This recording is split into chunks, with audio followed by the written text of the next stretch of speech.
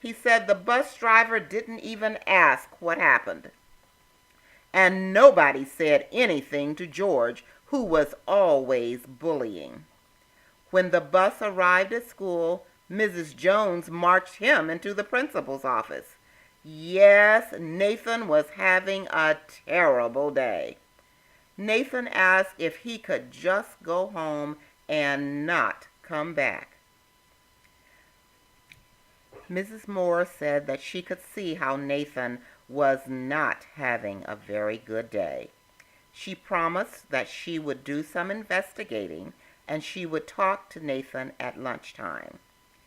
Mrs. Moore told Nathan to go to class and try not to think about all the things that had happened this morning, but to concentrate on what his teachers wanted him to learn.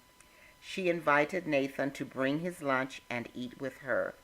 Nathan smiled and said he would like that. After Nathan left the office, Mrs. Moore walked out to the playground and found some of the children who she knew got on the bus at the same stop as Nathan. She casually asked them how they were doing and if anything had happened at the bus stop this morning. The children reported the incident exactly as Nathan had. She walked around the playground and spotted George. She asked George how he was doing and talked to him about how school was going for him. She learned that George was having a few problems both at school and at home. She finally asked him about the incident at the bus stop this morning. George dropped his head and admitted that he liked to bully kids, but especially Nathan, since no one liked him anyway. Once school started, Mrs. Moore got in her car and drove to the trailer park. She walked up to Nathan's trailer and knocked. Mrs. Green opened the door, surprised to see the school principal. Mrs. Moore asked if she could come in and talk to Mrs. Green and her husband. Mrs. Green invited Mrs. Moore in and offered her a cup of coffee. Then the three of them sat at the kitchen table.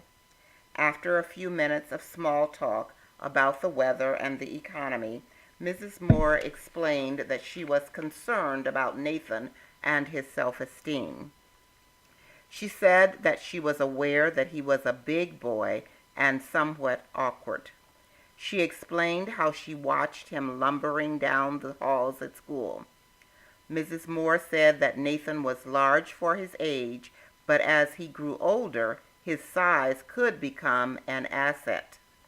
She also shared that because of his size now, he may sometimes be noticed more than other children.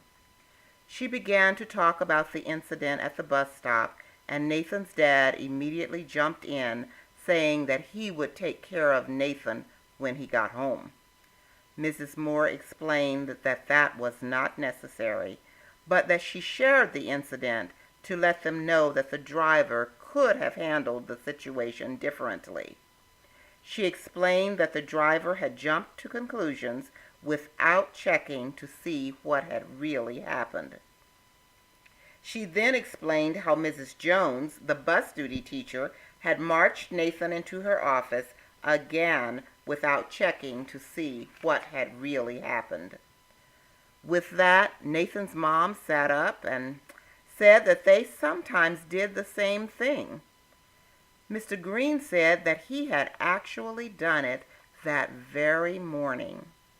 The three of them began identifying occasions when they knew that Nathan might have been unfairly singled out. They all agreed that they would be more aware of Nathan and more sensitive to his feelings, and no one was going to tell Nathan about this conversation. Back at school, Mrs. Moore asked her secretary to retrieve a copy of the sports section of the local weekend newspaper. She opened it and noticed all the pictures from Friday night's football game. The high school boys in those pictures were huge. She just left the paper on her table where she knew Nathan couldn't miss it. When Nathan came for lunch, Mrs. Moore asked how his morning had been. Nathan surprised himself when he reported that he had had a good morning. Mrs. Moore noticed that Nathan kept eyeing the newspaper, so she asked if he wanted to look at it.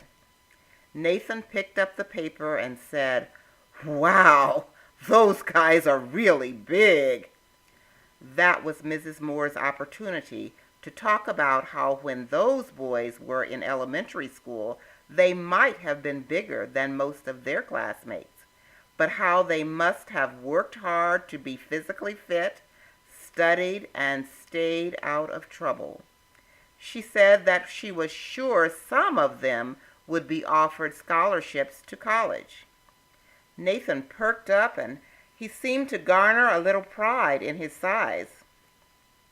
Mrs. Moore explained that people come in different sizes, shapes, colors, speak different languages, and live in all kinds of neighborhoods. She said people are just different.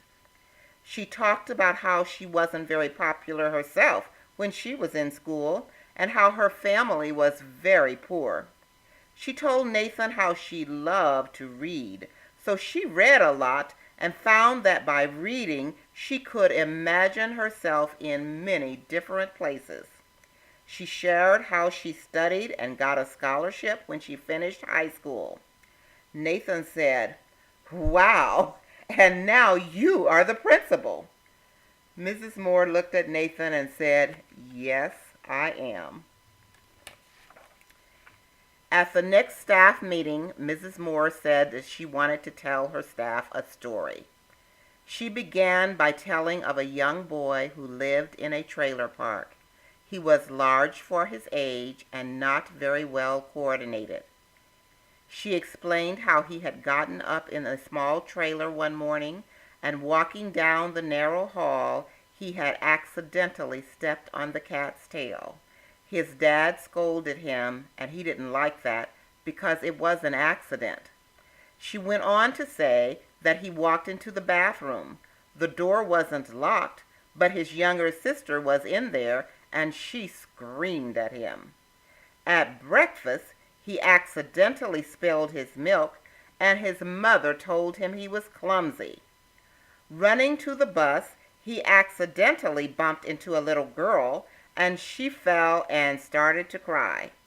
Just then the bus pulled up and the driver yelled at him. When the bus arrived at school, the driver escorted the boy into the principal's office without a word.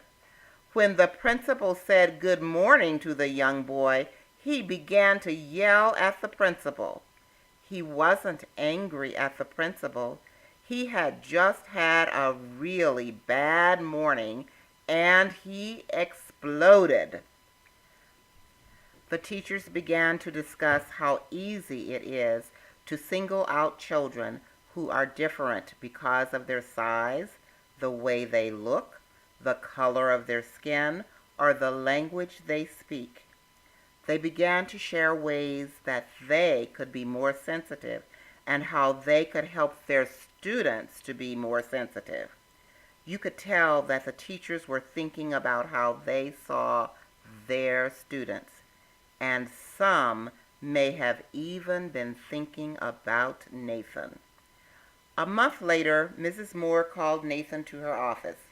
She asked him how things were going, and Nathan said, "You know what, Mrs. Moore? Since our talk, things are going so much better." "Thank you, Mrs. Moore.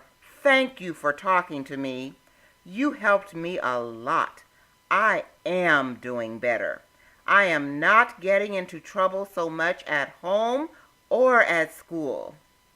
And then, as he was leaving, Nathan turned and said, "Oh, yes, Mrs. Moore, my dad is taking me to the football game this weekend."